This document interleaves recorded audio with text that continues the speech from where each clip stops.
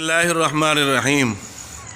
याह्या बिन अक़सम रहमतुल्लाह अलैह एक मरतबा मामून बादशाह की खिदमत में बैठे हुए थे, तो एक औरत आई, उसने आकर ये बात कही कि किसी ने मेरी जायदाद भी लूट ली, मेरे अहलो याल को मुझसे जुदा कर दिया, बड़े मुझ पर मज़ालिम ढाए हैं, तो आप मेहरबानी फरमाकर मुझे इंसाफ दिलाएं।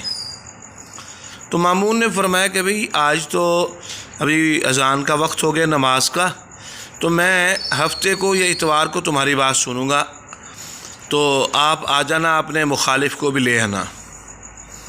तो जब वो आई तो इतवार के रोज़ आई, तो आकर उसने सलाम कलाम किया। सबसे पहले जो पेश हुई वो औरत पेश की गई थी।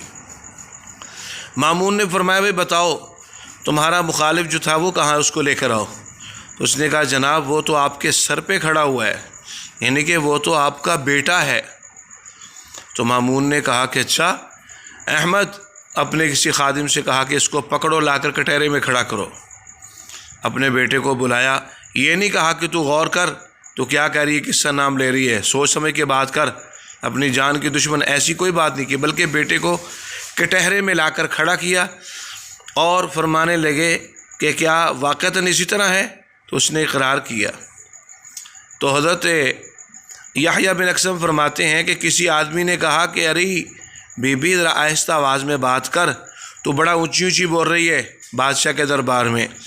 तो बादशाह सलामत फरमाने लगे ये जो ऊंची बोल रही है ना, इसके ऊंची बोलने की वजह ये है कि ये मज़लूम है, इसके ऊपर किए जाने वाले जुल्म ने इसको ज़ुबान दी है, और ये जो बोल नहीं रहा ना, इस वक्त बादशाह का बेटा होने के बावजूद गूंगा बना हुआ है, वो अपने जुल्म की वजह से गूंगा बना हुआ है।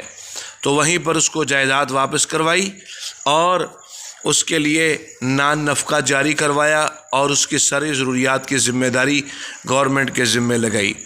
इस तरीके के साथ अगर हर मुल्क के अंदर गुरबा, मसाकीन और ज़रूरतमंदों की, मज़लूमीन की फ़रियाद सुनी जाए कि जिसमें बादशाह, वज़ीर वग़ैरह किसी की औलादों को, किसी के मिलने मिलाने वालों को माफ़ ना किया जाए, तो अल्लाह की कसम खाकर कहा जा सकता है कि रियासत, हुकूमत तरक्की कर सकती है। अल्लाह हमें भी ऐसी रियासत नसीब फरमाए।